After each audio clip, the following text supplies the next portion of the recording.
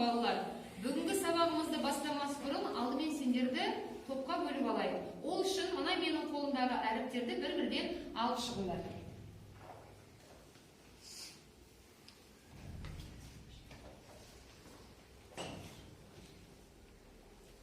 Және осы түскен әріптер бойынша бір-біріңе жақсы сөздерді дайындап тұрыңдар.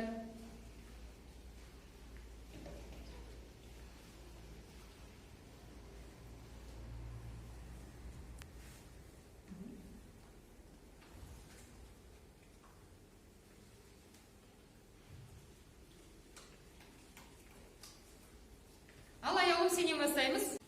Бақытты бол. Денсаулық болсын. Бақытты бол. Сәттілік серік болсын. Данышпан бол. Сабырлы бол. Денсаулық. Сабағың жақсы бол. Дарын бол. Сәттілік. Денсаулық. Бақытты бол. Сабағың болсын. Сәттілік. Денсаулық.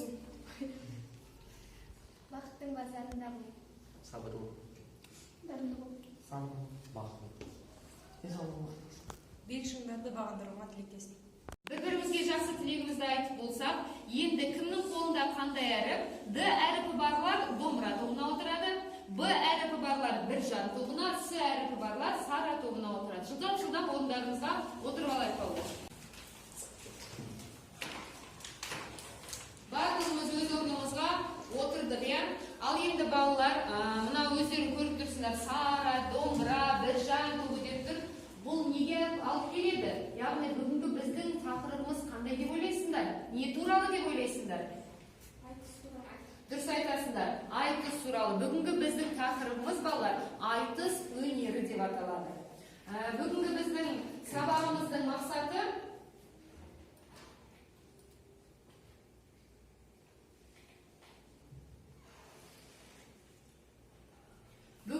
мақсатымыз айтыс тақырыбын оқу және жазу арқылы ойлап талқылауға үйрету, бір-бірінің пікірін құрметтейтін ортаны қамтамасыз ету, айтыс ақындарына деген құрмет сезімімізді нығайту болып табылар екен.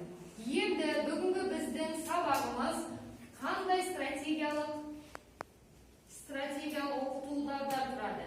Яғни айтыс тақырыбында толық меңгеру үшін пайдаланатын бүгінгі оқу стратегияларымыз. Бірінші ой шақыру, екінші топтастыру, үшінші кубизм, төртінші Вен диаграммасы, еркін жауап, түсініктеме күнделігі, 5 жолдан тұратын қорытындылау өлеңі және ой толғаныс 8 бөлім бойынша біз бүгінгі сабағымызды бастаймыз. Олай болса, ой шақыру. Мына мен сендердің алдарыңа қазір таратып бердім. Қағаз бар ғой алдымызда жатқан. Осы қағазға айтыс дегенде сендерге қандай сөздер түседі, сол сөздерді тізіп жазамыз. Және сол сөздерді құрастырып, топтарынан бір адам шығып, мына жерде қазір қорғайсыңдар. Жалпы айтыс туралы түсінік қалыптастырамыз. Сол қалыптастырған түсінікті осы жерге тізіп жазып шығамыз. Уақыт 5 минут.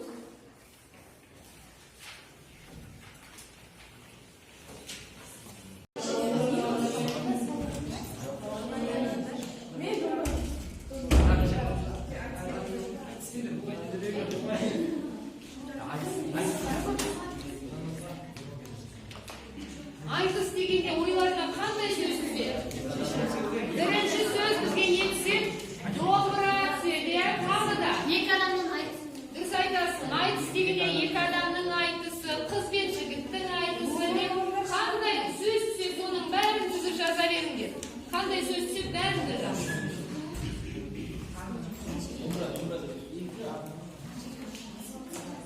Балалар, уақытымыз аяқталып қалды. Қай топ дайын? Қай топ дайын? Дайын ба? Сара тобы дайын екен, Сара тобынан қорғауға кім шығады? Оған сен бар, келе ғой.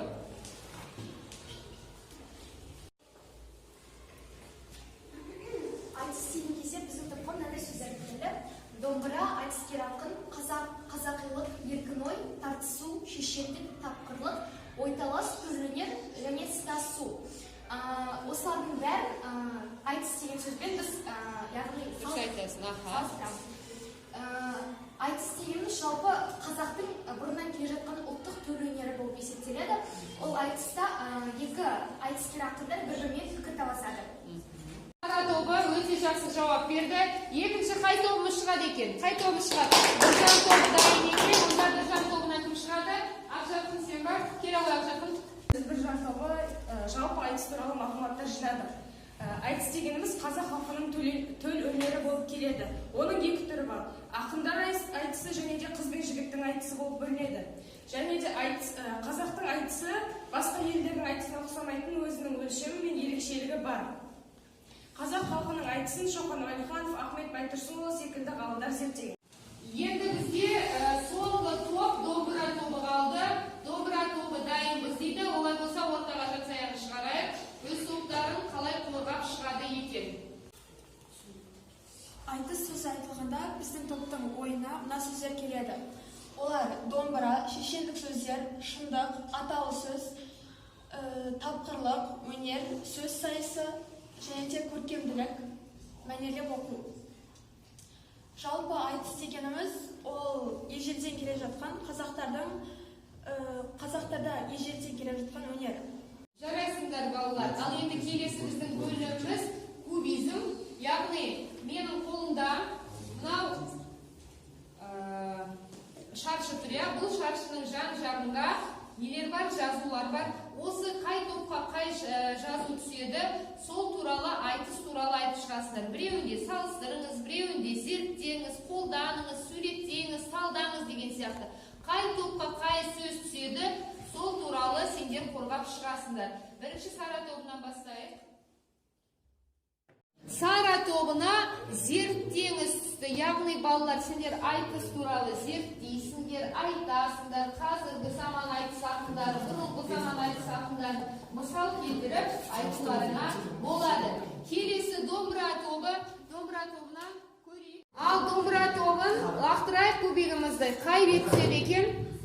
Домбыра тобына суреттеп беріңіз. Жалпы сендер айтыстың түрлерін ажыратып айтып бересіңдер. Жарай ма?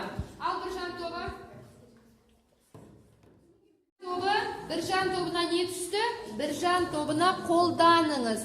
Яғни сіздер айтыс бізге керек па, жоқ па? Пікірталас ұйымдастырасыздар өзара. Екі жаққа бөлініп, біреуіміз қолдаймыз, біреуіміз қолдамаймыз деген секілді. Түсінікті ма, тапсырма? Уақыт 8 минут балалар. Кубизм бөлімі бойынша бізде домбыра тобы дайын екен. Домбыра тобына кезекті берейік. Қазақ әдебиетінде айтыстың бірнеше түрлері бар. Жан-жануарлар және де бәдік, салт айтыстары бар. Салт айтысы, жұмбақ айтысы, жан-жануарлар айтысы, өлі мен тірі айтысы, бәдік және жар айтыс түрлері бар екен. Қанша түрі бар екен? Сендердің жазғандарың 6 түрлі айтыс түрін жазысыңдар. Жарайды, отыра оқайынша. Келесі қай топ шығады екен? Келесі қай топ? Біржан тобы дайынбыз ба? Сара тобы дайынбыз ба? Сара тобы дайын екен. Олай болса, Сара тобын тыңдайық. Сара тобы не істейді, зерттейді, иә? Айтыс дегеніміз халқымыздың тұрмыс тіршілігімен бітесіп келе жатқан және де әдет-ғұрып салт-дәстүрмен бұрыннан үйлесіп келе жатқан қазақтың төл өнері болып есептеледі.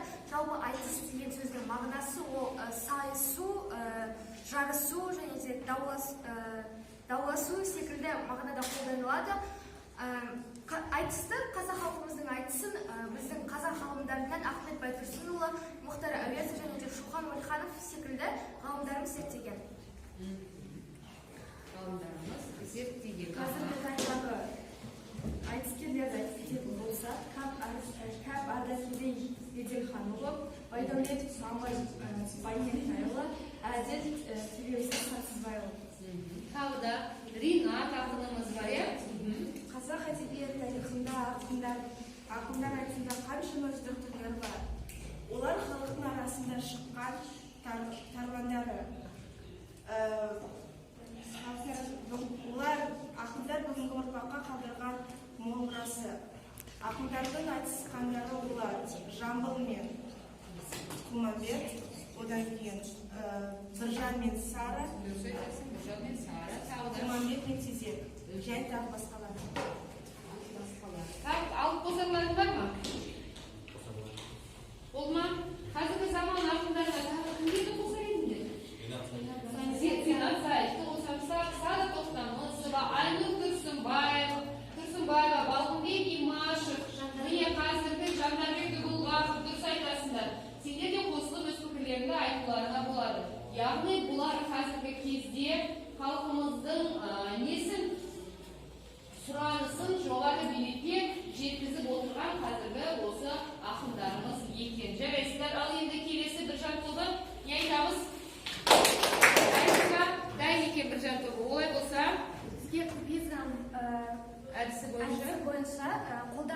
иә, қолдану түскенеді және біз өз арамызда екі топқа бөлініп кішкене пікірталас ұйымдастырдық. Қандай пікірталас, қандай тақырыпта? Біздің топтың ойынша бізге қазіргі кезде айтыс керек. Неге? Себебі қазіргі кезде қарапайым халықтың мұң-мұқтажын жоғарыда отырған билікке, жоғарыдағы басшыларға осы айтыс арқылы астарлап жеткізуге болады. Және бұдан шығатын түйін, әрбір айтыстың түйіні шындық болып табылады. Сен демек бізге айтыс керек деп отырсың, иә Жарқын? Ал саған қатысы шығатын аяулым не дер екен? Тыңдап Біз көрейік. топта 2-3 адам болып, бізге қазіргі заманда айтыс керек емес деп ойлаймыз. Әрине айтыс ол көне заманнан келе жатқан қазақилықтың. Иә, оны жоққа шығармаймыз. Оны жоққа шығармаймыз. Оны біздің сақтауымыз керек. Бірақ дегенмен де қазіргі 21 ғасырда біздің ойымызша айтыс бізге керек емес. Себебі қазір бізде дебат, кахут сияқты интеллектуалды ойындар бар. Жоғарғы билікке оны сол ойындар арқылы да айтыс тәсілімен жеткізсек болады. Бұл заманауи дамудың түрі да. Сонда сен айтысты көне, ескірген түрге жатқызып отырсың, иә? Енді мен сендерге қарсы шыға алмаймын, бұл әркімнің өз пікірі. Жарайсыңдар, балалар? Ал енді біздің келесі бөліміміз Вен диаграмма деп аталады. Ол үшін біз қазір өзіміздің алдымызда тұрған дәптерлерімізді ашамыз. Дәптерлерімізді аша қойыңдар. Жалпы балалар, бүгін біз жаңа сендермен айтып жатқанымыз айтыс өнері дедік, оның түрлерін ажыраттық, иә? Және ерте заманнан келе жатқан біздің айтыскер ақындарды атап өттік, қазіргі замандағы айтыскер ақындарды атап өттік. Енді осы айтыстардың ішінде бізде Біржан мен Сара деген айтыс бар, иә? Біржан Сара айтысы туралы қазақ әдебиеті тарихында көптеген пікірлер болған. Біржан да, Сара да осы өмірде болған адамдар. Және олардың айтыстары туралы зерттеулер өте көп екен. Оның бірі жаңа Біржан Сал мен Сара қыздың айтысы қазақ сөз өнеріндегі айтыстың ең үздік үлгілерінің бірі болып саналады. Біржан мен Сара айтысы 1871 жылы Алматы облысындағы Қапал Ақсу өңірінде өткен. Біржан мен Сара айтысы ең алғаш 1898 жылы Қазанда Иса Біржан Сал мен Сара қыздың айтысқаны деген атпен Жүсіп Қожа Шайхислам ұлы жариялаған. Жаңа айттық қой Вен диаграмма деп. Енді осы Вен диаграммаға Біржан мен Сара туралы жазамыз. Bir жағынан Біржан, екінші жағына Сара, ал ортасына солардың ұқсастығы. Қандай ұқсастығы бар жазамыз. Бұл жерде екі ақынның туған жылынан бастап, олардың өмір жолы, шығармашылығы барлығын жазып шығамыз. Уақыт 5-6 минут. Дәптерді ашып жаза қойыңдар. Бірінші Вен диаграммасын сызып алыңдар өздеріңе ыңғайлы етіп.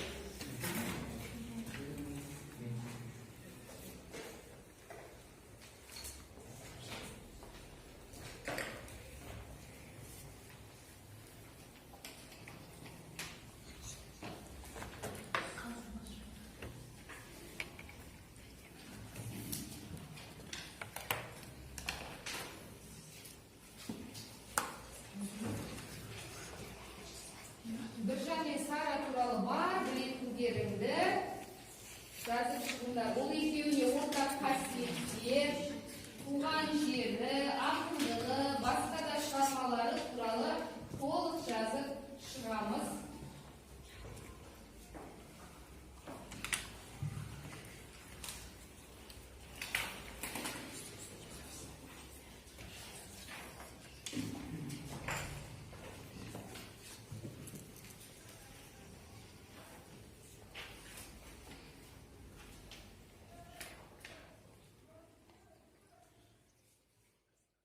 Диаграмма бойынша бізде Біржан тобында аяулым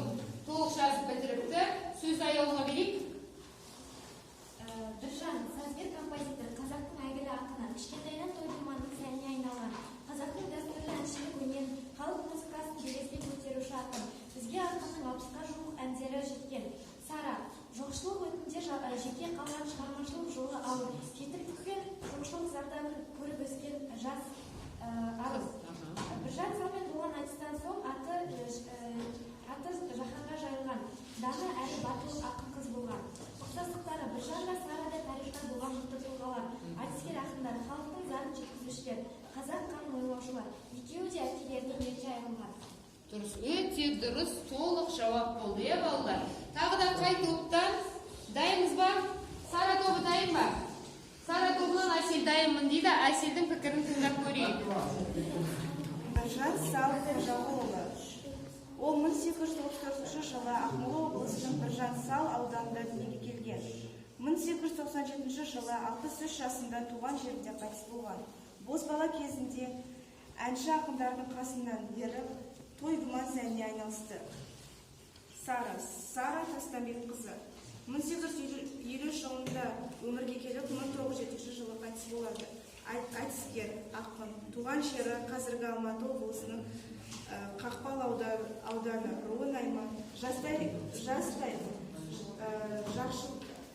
жоқшылықты көріп, ауыр тұрмысты бастан кешкен. Ұқсастығы екеуі де халқының қамын ойлаған айтыскер ақындар. Өте дұрыс. Балалар, менің қолымда қазақтың ұлттық музыкалық аспабы не тұр? Домбыра тұр, иә? Енді бүгінгі біздің өткенімізді түйіндеп, қорытындысын шығару үшін қазір 3 топқа осы 3 домбыраны таратып беремін. Сенбейін әдісін білеміз ғой, иә? 5 жолды өлең. Яғни сендер қазір осы домбыра айтыс туралы 5 жолды өлеңді жазып шығаруларын керек. Сөйтіп, бүгінгі сабағымызды біз қорытындылаймыз. Жарай ма? Жылдам сенбейін әдісіне салып, айтыс деген сөзге 5 жолды өлең шығарамыз.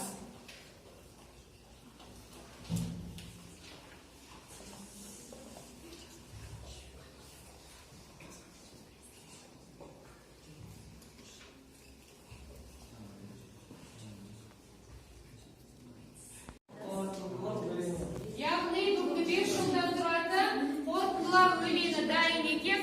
Домбыра тобынан Айнұр оқимын дейді, айта ғой, қандай өлең жолдарын шығарын Айнұр? 5 жолдан тұратын қорытындылар өлең, айтыс өнегелі мәнді үйрету ширатады, ойландырады, айтыс халық ауыз әдебиетінің саласы, 5-ші домбыра. Домбыра. Яғни айтыс бұл домбыра дедіңдер, иә? Біржан тобы, қыдырайлы дайын екен Біржан тобынан? Айтыс ерекше қайталанбас, үйретеді, айтысады, тартысады. Айтыс қазақ халқының төл өнері, қазақи жарыс. Қазақи жарыс депті. Сара тобынан Наурызбек айта ғой. Айтыс ғажап, тамаша, жарысады, айтысады, сайысады. Айтыс шешендік өнердің патшасы. Соңғышы. Дода. Неге оқымады оны? Яғни бұл дода дегеніміз 5-ші жол, сол айтыс деген сөзге не болады? Синоним болады екен. Жарайсыңдар балалар. Бүгін сендерді ойлаймын айтыс туралы бойларына айтыс туралы қалыптасты, білді деп. Енді сендерге үйге тапсырма. Айтыс қазақтың төл өнері деген тақырыпта шағын шығарма жазып келесіңдер. Үй тапсырмасы түсінікті ма? Бүгінгі сабақтарың үшін рахмет. Сау болыңдар.